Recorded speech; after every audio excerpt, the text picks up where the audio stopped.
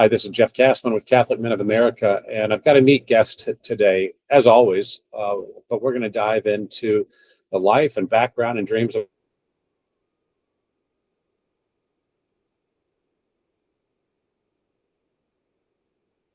from and what your background is, and then we'll get into the really exciting stuff.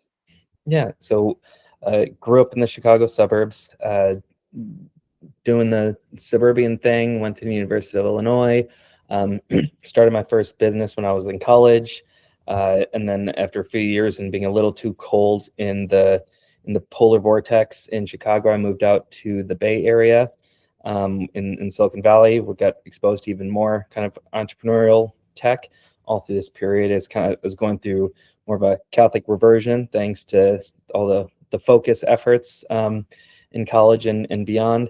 And then from California, I then moved to Atlanta about 10 years ago. So I've been here in Atlanta for the last 10 years. Met my wife here.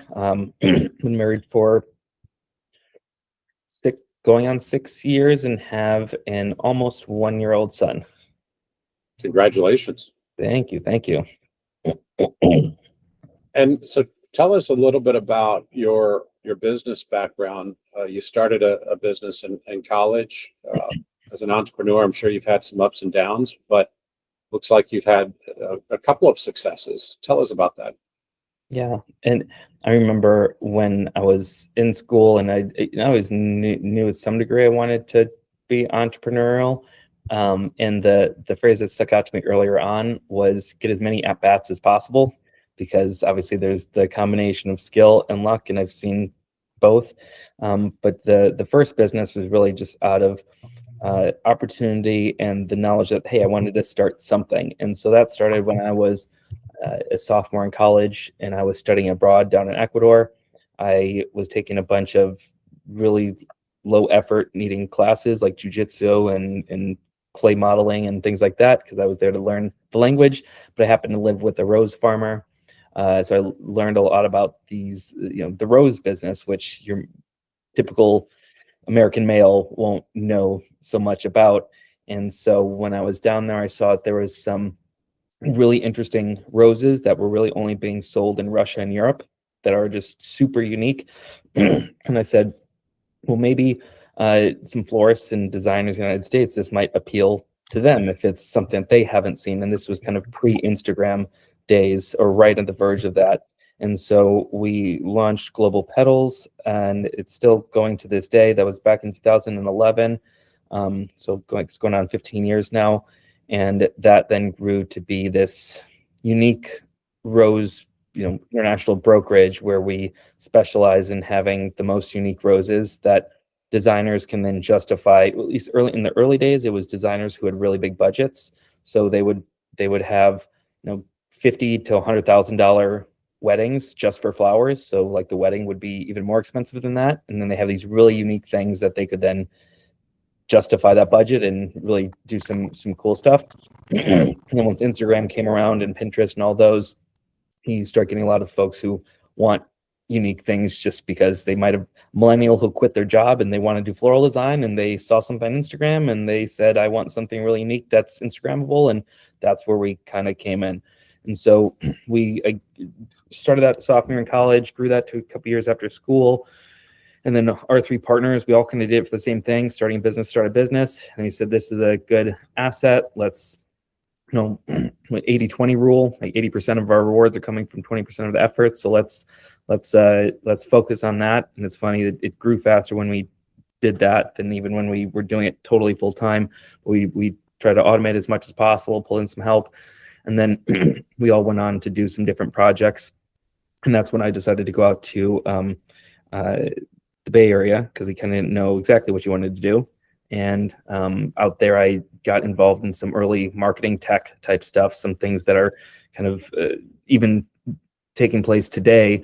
And so that really put me ahead. And while I was out there, I happened to live in what's called a hacker house. It's where a bunch of people live in a house, a bunch of tech people. And if you ever saw this show Silicon Valley, it's kind of like that, where a bunch of smart people living in the house and they build things together.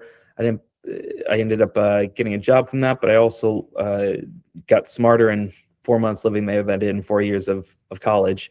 And at the opposite end, as I was continuing to grow my faith, which they were totally agnostic, I saw that there was this great opportunity to share my faith in a non-threatening way by simply like, let's hang out, let's do this. What did you do this weekend? And me throwing in, I went to church and I did this and that. And then because we had the relationship and because they respected my intelligence to at least be at their bottom level intelligence, because there were really some geniuses there, they couldn't just write off me as a crazy Christian. And so it would lead to just a lot of great conversations that they genuinely appreciated, and almost every single one of them ended with, I don't know if I can say I believe what you believe, but I can't disprove anything that you said, and I appreciate the fact that you can say it in a way that I understand. And then that kind of grows into question marks that grow over time, and those relationships blossom, and it's just this little seed that can lead to Christ.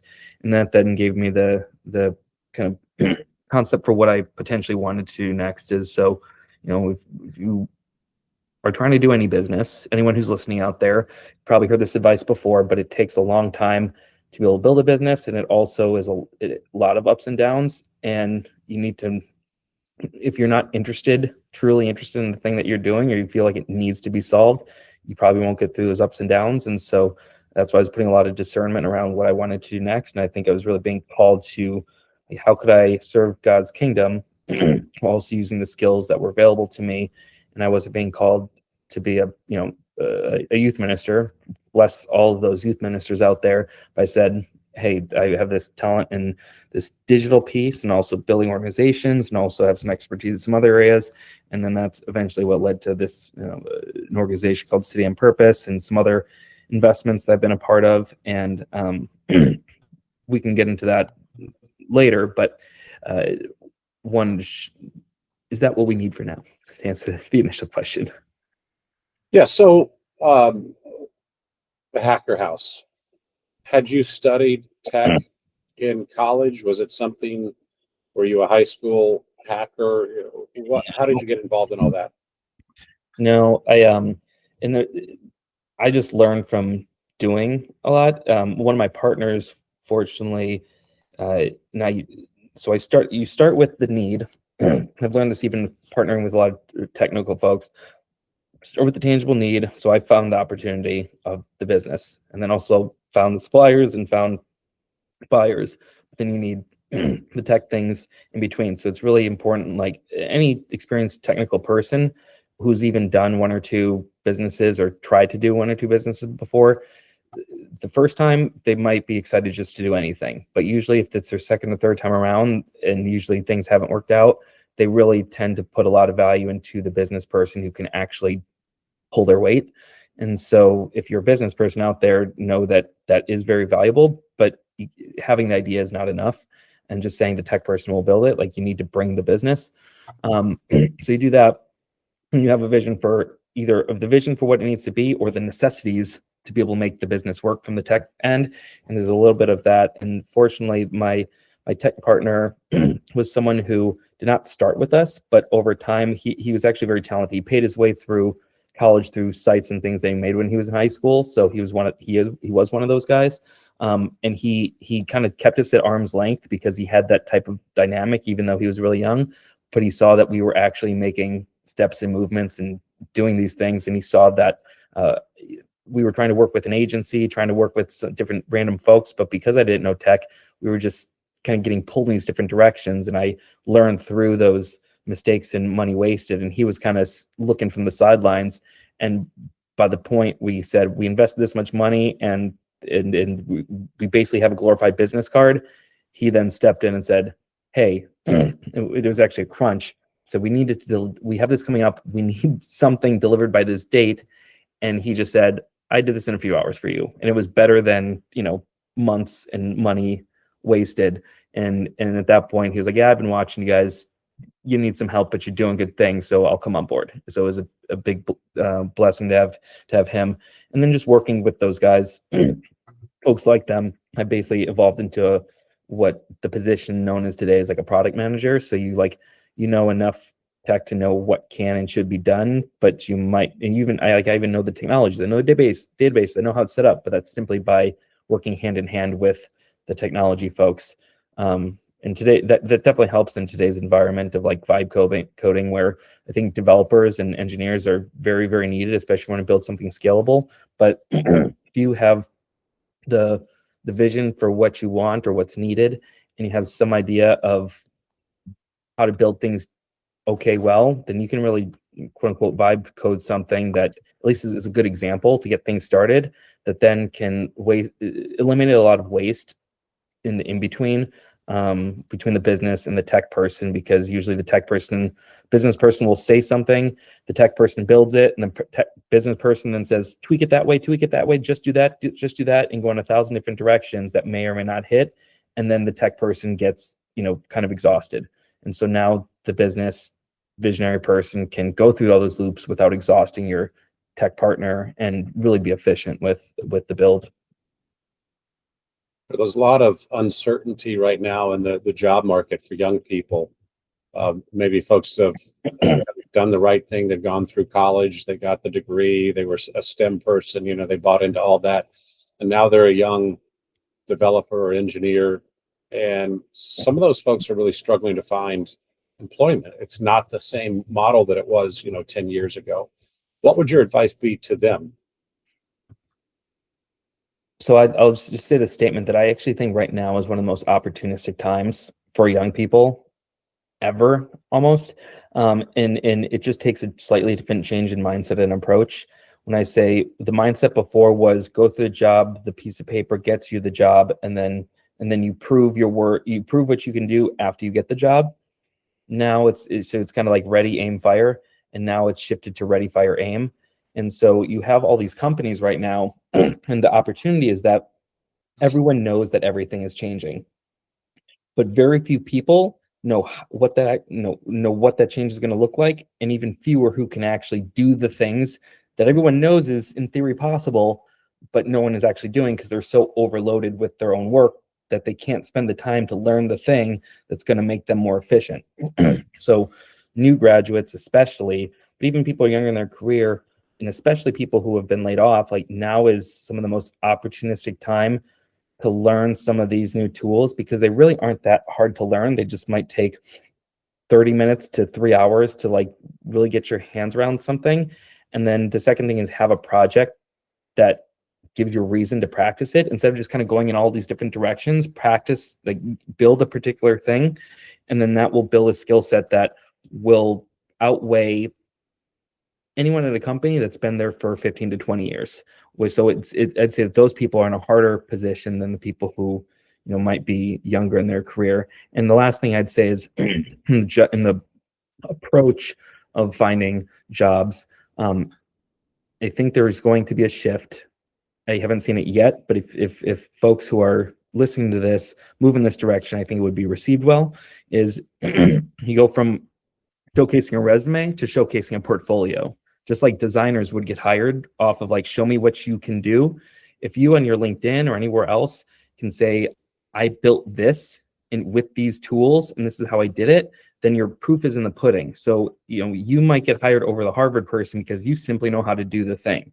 And so I'd say you can even be more specific. If there's a company that you really, really like right now in a position that you really, really like, you can go so far as to, within a couple of hours, build something that you think that they need, reach out to that department head on LinkedIn and say, hey, I saw that you guys do this and you might be struggling with this and da-da-da-da. I built this thing.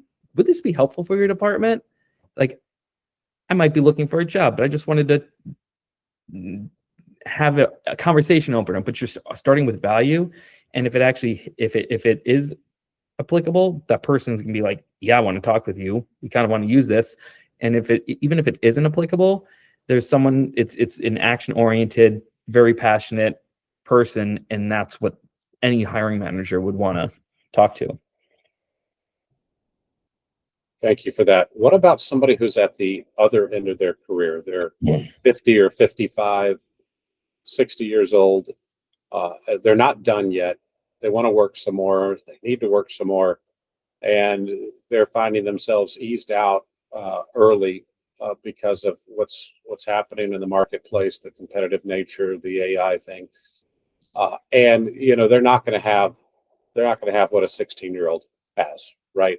They've Yeah. got a lot of other things. They have experience, they have judgment, they have discretion and prudence and so forth. What's something that they should do to level up some of their skills, to position themselves to get hired and to stay in the loop for the next 5 years? Yeah, and this particular challenge is close to my heart because it happened to my mom and dad, both between the ages of 50 and 65, and both great workers. And then just things change. And then the companies, doesn't matter how long you've been working for them, things change and they get cut. And it has huge ramifications on family and others. My answer may not be as silver bullet as the other one, but I do think that there's one on the qualitative side. I think that there is an increasing opportunity, like that knowledge, expertise, and even more so like relationships is incredibly important and valuable. And so to the degree that you can leverage those relationships to to do like consulting or things on the side that can actually help and leverage that, or even talk with a younger person who may be more apt to build something. So I'd say there's three routes within the company. Find the person who's really gung-ho and savvy about doing the thing. I mean, it's great if you want to do that. It actually wouldn't be too hard. So I'd say probably let me revise the hierarchy. One, try using one or a couple of these tools. Like, and you can go on the we'll talk about this later, but you can go on the Build with Christ site to see like what type of applications. There's like a little resource center that says, hey, for finance, these are some tools that are like really been useful. These, like for video, these are really useful. So like marketing folks, or for you name the subject matter, and that's continuing to build. But you can go and just choose one, take an hour, and they're much easier than you would think. It's like talking to either an intern or talking to a coach, and treat it like that and play around a little bit. And the best is try to do something that might make your life easier.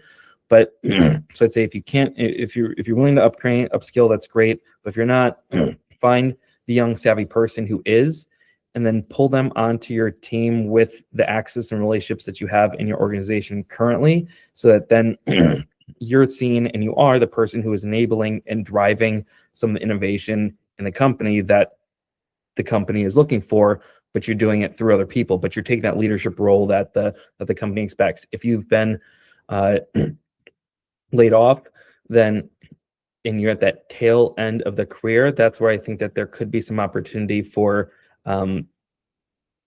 if you're being entrepreneurial, now is the time where it's never easy, but it's easier than it's ever been to get started. So whether that be creating like a training course, whether it be creating a little product or a little whiz that you might have had an experience like Excel model that you did at your job, but you can now turn it into something that you don't need anyone to do that, but then you can reach out to your previous colleagues and say, hey, we dealt with this every single day. Try this out. Is this useful for you? Or even just offering, even just building a website for yourself in terms of, hey, I'm going to be this advisor in this particular area that you built this long expertise for. It's as easy as, again, you can build a really impressive website in an hour with specifically Lovable. It's great for like very low skill level. It's called lovable.dev without the E, but if you just Google it, Lovable AI, and that it's going to be really easy for you to just promote yourself in a way that would have been, impossible or totally inaccessible even a year ago. We see in the news headlines all the time questions about who is winning the AI race. And I know you've got a lot of different ways to look at this based on what you've done and what you're doing and the friends that you have. China's got a lot of advantages in some respect, particularly with their power grid and the way they've invested in that compared to the United States. Our marketplace is investing at a like 10x what the Chinese are in terms of capital expenditures on AI. Do you have any opinions about that? What you see right now? I mean, are we talking country, or are we talking in terms of what's the frame on winning? Because I think that all in all, it's just culture. It actually, all this lines up with culturally how the countries build business. In the United States, the emphasis is on innovation and creation, which I think ultimately will always win, especially in our capital markets. I have a more contrarian belief that while China is going right now, they're in for a lot of trouble and challenge just socioeconomically over the next 10 years that may fraction some of their ability to continue to invest in this. But their business culture, it is actually not really valued as much to create something new. It's called like, what is it? It's like flat and extend. So if they can basically copy and then create that stream, that's pretty consistent. So they saw the technology, they then copy, try to make it better, and then we benefit from that to some degree. But I think taking both this higher level macro side, where I think for folks like us who are actually like down on the ground and saying, how does this affect us? I think speculating on all of that it doesn't really help. But what we can do, especially us, what we're called as Catholics, like regardless of who wins, like how do we, which by the way, I think pretty confident America is going to win, but regardless of what comes out, how do we use or become, because it's happening. So how are we involved in this in a way that can make sure that it's used well, that God is in the process, and that we're able to be an example to use these tools for good and inspire others to do that for good? Because I think there's a lot of debate on like the origins and like, is it good? Is it bad? Is it going to replace all these things? And as with any, really big worldly change, whether it be industrial revolution, whether it be the change of vassal states to new democracy, you name the thing, it always came back to the church and people of goodwill to then put that value set in so that it actually benefits and advances human flourishing and strengthens relationship instead of what it could be otherwise. And this is no other way. And I'll be a little more concrete in this. And I think the biggest winner, if we as Catholics do it well, is going to be those who have been historically underserved. I just kind of thought about this as I had a LinkedIn post the other day, and also as I was talking about it yesterday, and it made me think, we really need to be thinking about, if we say AI is artificial intelligence, but where the real opportunity is seeing AI as like accessible intelligence. So it's this emphasis on access, where we have all this focus on who's going to be losing their job, who's, all these skills, all these other things. And that's great for all these companies that are well-resourced and are there. But now you have the other 90% of other causes, small companies, individual businesses who were never able to access expertise, talent, to be able to do what it is that could make their business or organization better. And that goes especially for nonprofits and causes. They don't have the talent, they don't have the resources. Ultimately, they don't have, when they don't have the pay to pay for the best talent, they're not going to get the best talent to then advance their cause. Their cause then isn't invested. Then donors then will only put so much in because they know so much is going to be wasted. Those days, I think, if we handle it well, are limited in that we can bring these best-in-class capabilities and knowledge to amazing causes that historically weren't economically viable, which resulted in a reliance on donations or just fizzling out. And so we can redirect resources to the human activities where humans are called to build that virtuous relationship with those that they serve, and the other things that people were wasting their time on before, like the person who very well could be meeting with people, but they're spending 40 hours a week in spreadsheets. That's not their highest and best use. That's not what they were hired to do. Like that can then be eliminated to make these organizations, more effective and also more, Christ aligned. You mentioned earlier City on Purpose. Tell us about that. Yeah, so I have an impact investment firm now. It's the easiest thing to say, and we invest in film, housing, in kind of community and the technology around it. And City on Purpose is the combination of the digital kind of community, and then also we're moving into some of the larger housing. And so the whole point of it's easy to explain the spectrum is I see it as evangelistic. Like what can I be involved with and exert resources and talents that advance the evangelization spectrum. So in film, it kind of gets people's attention, get them questioning, and they say, that's interesting. Never thought about that value that way. Where do I go with this? If you go to cityonpurpose.com right now, the main emphasis is like really resources for people who come to Atlanta, kind of like new arrivals, whether it be like holiday resources, whether it be things to do, whether it be, profiles on churches. And it really came out of talking to a lot of people who were new to town, and they just say, regardless of whether I can live in one of your properties or not, like, I'm looking for a church, or I'm looking for that, I'm looking for that. And I said, well, I'm good at this digital thing. So we created the site to 95% of it is just serving folks who are looking for virtuous things to do in the city and connect with people and know things to do.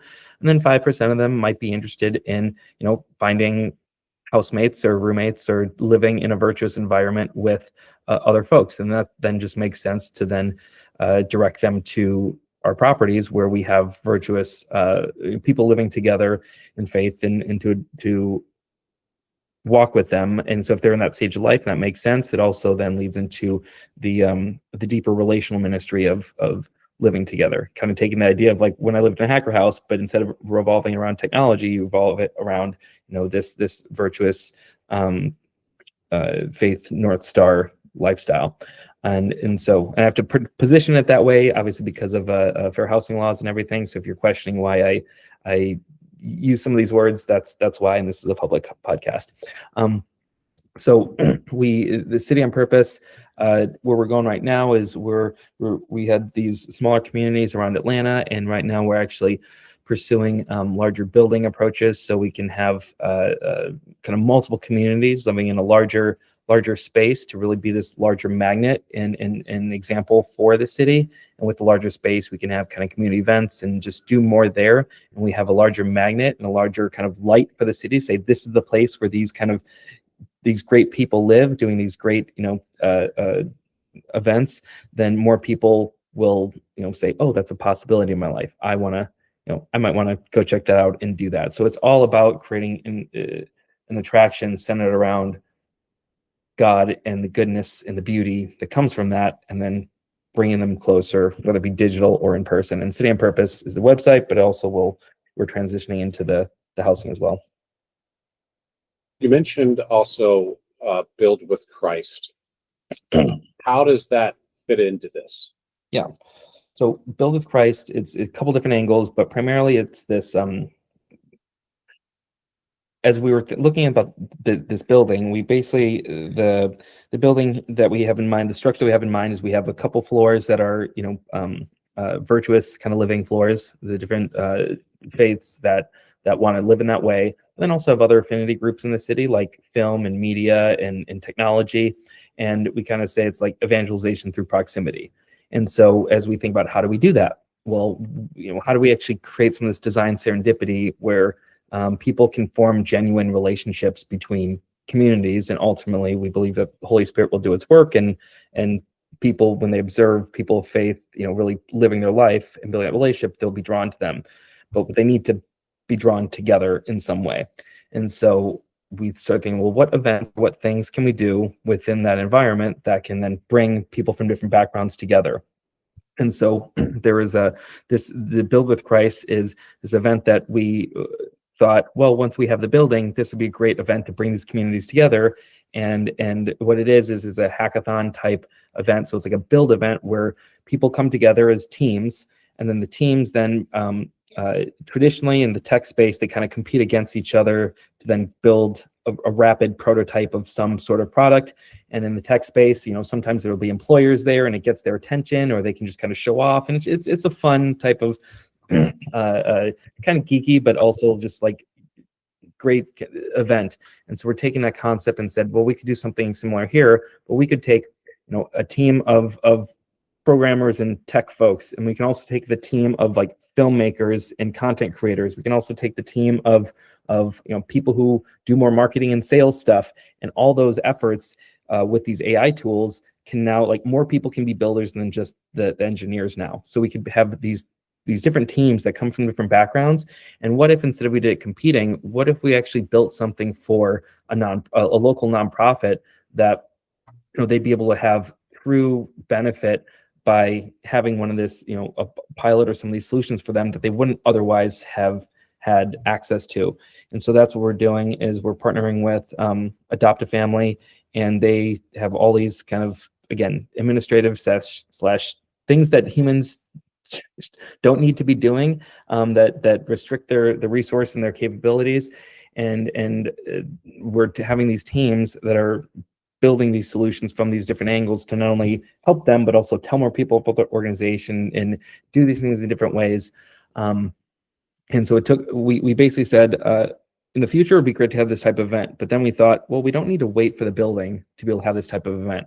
And so we basically moved up and said, like, let's do this event sooner than later, because it's great community. Is no better time to start doing good for the local nonprofits sooner than later. And hopefully it'll help to write a more virtuous Catholic narrative to how we should be using some of this technology, because it is particularly negative right now. And I think we need to be showing how it can be used for good.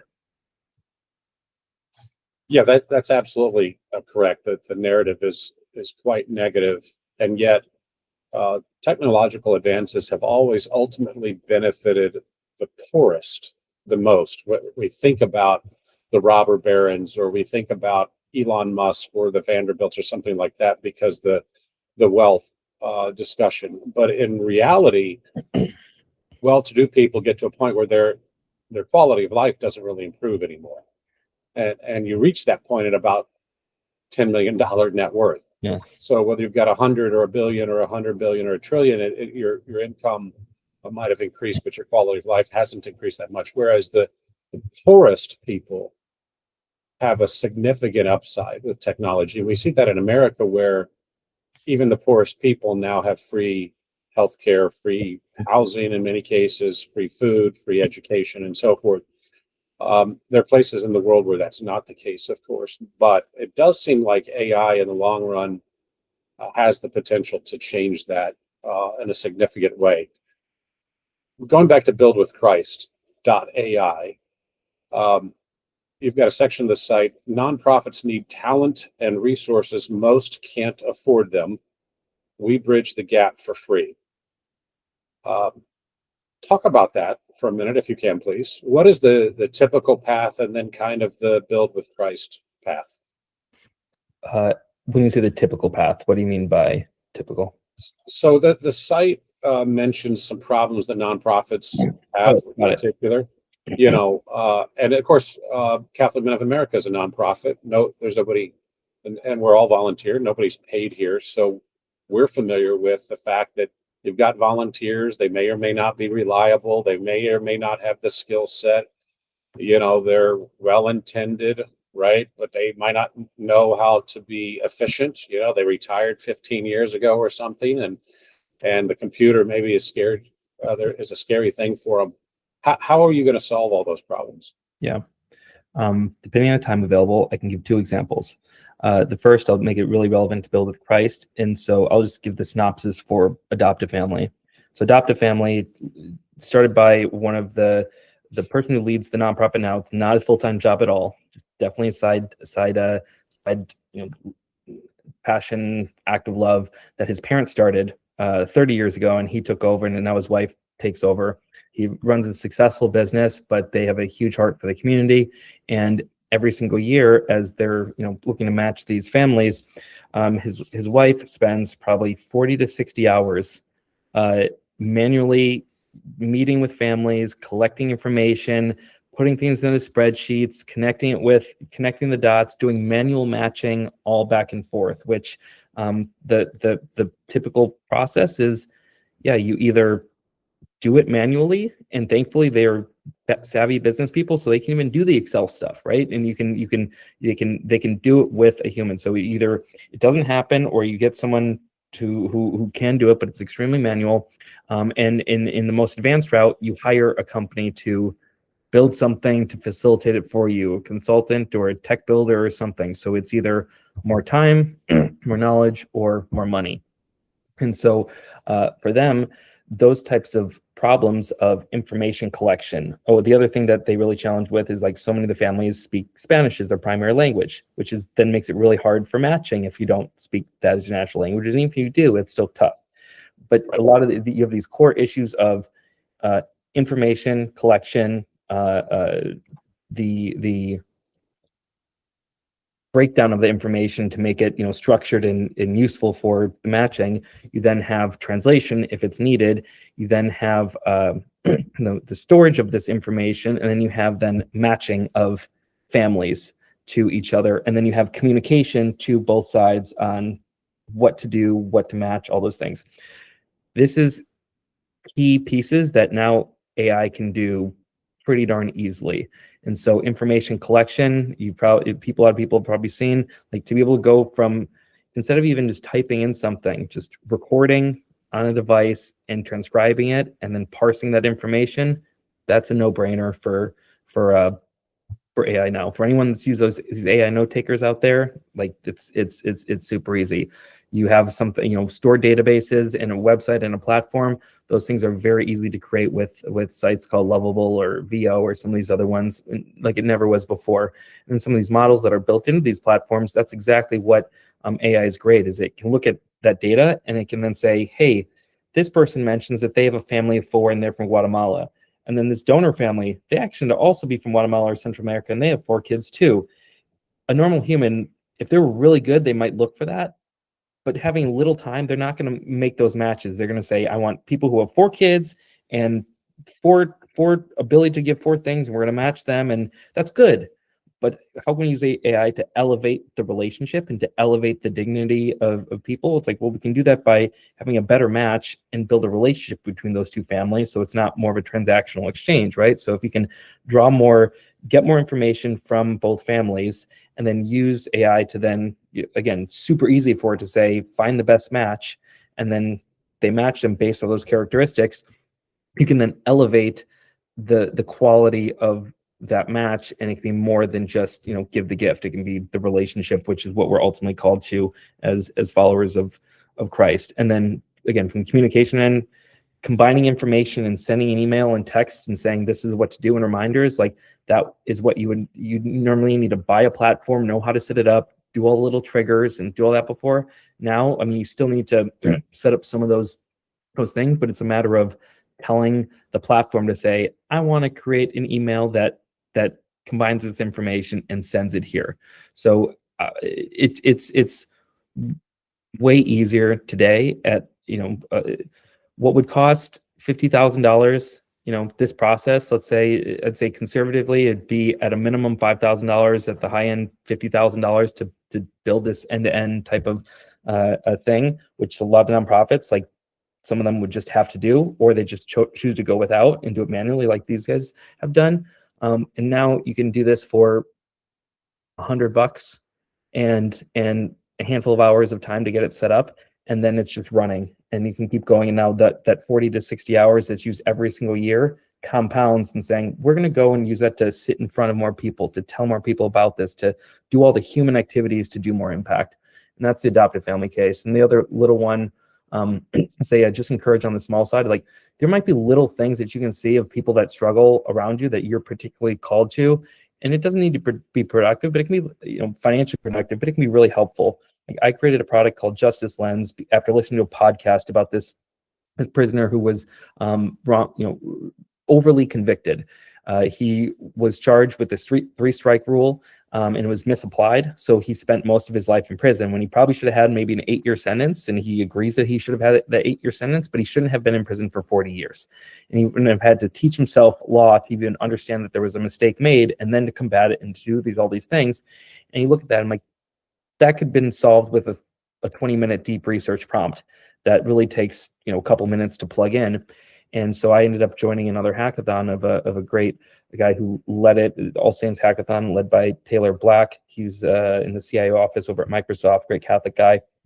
And so he did a 6-week hackathon. I didn't have 6 weeks. I had an hour and a half. So I built a tool that that let anyone enter in case information. It then it tells you, it uses public databases, its knowledge of law to say, these are the potential injustices or kind of things that you need to take a look at.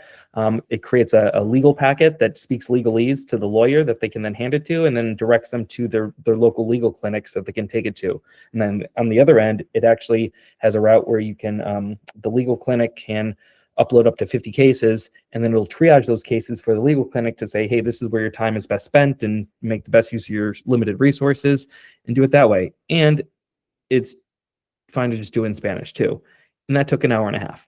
And so it's like, I just heard this thing on a podcast and say, this could probably help, or you guys might know, Jane down the street and she's struggling with this thing. Like, you can make a big difference with these tools, even if you don't make a big splash about it. Give us the name of that project again. It's called Justice Lens. It's just I try to make it really lightweight. It's just a chat GPT. It's a custom GPT that's public. So you can look up Justice Lens on the GPT store or whatever, or I can also give a link if you have show notes. But yeah, it's been validating having a couple. It's not perfect. I mean, I'm sure the UI and experience can always be made better. I did an hour and a half, but it has been encouraging that the lawyers who have taken a look at it, they said, wow, this is really powerful. And even some of them saying, you need to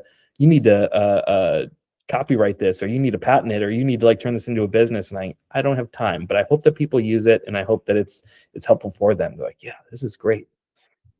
We'll make sure we get that custom GPT in the show notes. All right, last few minutes. I appreciate your time with us today. You're doing some great things to put technology at the service of mankind.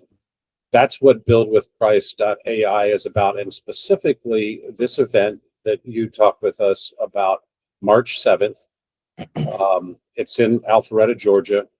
Doors open at 11. We start at noon. We're going to be focused on working in teams. We're going to be focused on developing these working prototypes. You don't have to be an AI expert. Although if you're on my team, I would like for you to be an AI expert. It's going to be a family-friendly environment. You're even having childcare available. Is that right? Yep, we have kind of trying to be full Catholic, where we want to make it as easy for people with families, and especially those who might be single parents and wouldn't be able to get away to do this type of training or upskilling or networking, make it really easy for them. The only caveat is if you do want to bring kids, please register. You need to register, and let us, and within the registration process, you list out how many kids you're bringing and the ages.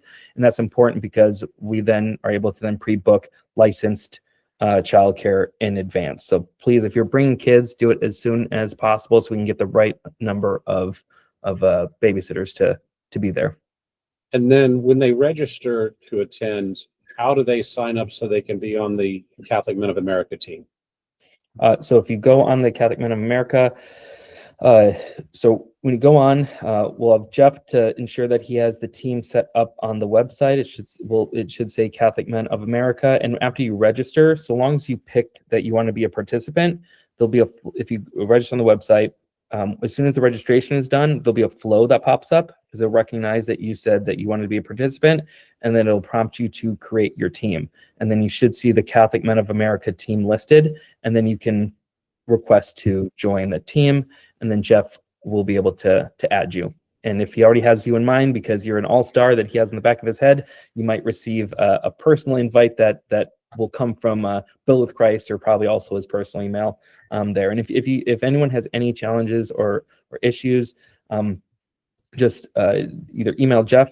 You can email me. You can also email, because it's being put on by City on Purpose, email info@cityonpurpose.com, and we can get you anything there. There should be a contact form on the Build with Christ website. But if you want to be on Jeff's team and you have any issues, email Jeff. We'll get it worked out. Yeah. We want to put together a great team and do something great for these very worthy causes. It's only 4 hours, people. So you'll learn something. You'll probably have fun. I guarantee you'll meet some interesting people, and it'll be a great day there in the Atlanta area. And if you're looking for anything else you want to say, I just say, we're going to have some great experienced people there, but also people who of all different levels. But if you are one who you might have been recently laid off, or you've been looking for a job and you're saying, now is the perfect time to learn how to do some of these things. So I really encourage you, come be a part of it. like we're going to have ability where you can just say, I have this idea. How do I do this? And then you're going to be able to walk out knowing, 0 to 1, being able how to build something. If you're you'll be able to build something. If you're on the team, you'll be able to use that, list it on your LinkedIn. Like you're going to be able to have something to really say, look at what I built. And obviously if it's for the good cause, employers love seeing all of that. The more that you can show versus tell, I think in this new world, you're going to be getting attention from employers. And then the last caveat is it is in person, but we're also turning it into a mini TV show kind of afterwards, where you'll see with some of that. And so afterwards, we're going to be developing a lot of content to be able to push it out. So because we really want to reveal to the world how this can be done. And so again, if you're trying to get your skill set out there and people to know that not only that this is possible in general, but you're one of these experts, or you're starting to learn how to do this, it can't hurt to say, hey, John, man, this company who saw our video that's been viewed 50,000 times, John Doe is building this thing, or he's asking about this thing. Well, I'm going to go look at John Doe's LinkedIn, and he might be a good fit for our team. I think for those folks, it's a great place to come. And you were very clear that you could be a beginner with AI, and as long as you have an open mind, as long as you're willing to learn, you're welcome at this. You're going to have a good time. You're going to be part of a team. You can be an AI critic. If you're an AI critic and you're like, I just don't believe it, but I'm going to go and see what they're doing, just, that's fine. It's actually funny. One of our hosts for the show, he's an AI kind of conservative critic. And we actually did it a little bit on purpose because we want that point of view. And that's actually very healthy for the debate. And so you can see how to use this. And those point of views are saying this should not be used for this, and this should be used for this. The goal is to then show you what it should be used for, and then equip you to do that, because it's happening whether we like it or not. But like everything, Christ can purify whatever is out there. And he works through us. So what better opportunity for him to work through us in directing this technology towards good in his kingdom. Michael, thank you so much for your time today. And I look forward to seeing you on March 7th. Yeah. Thank you so much for leading a team. Everyone listening or watching, please check the show notes for all the details. You can go to buildwithchrist.ai. And of course, you've got access to me on all the social media channels. So if you have any questions or you want to join the team, want to bring a significant other, something like that, we'll make it happen. So thank you for listening, and God bless. God bless.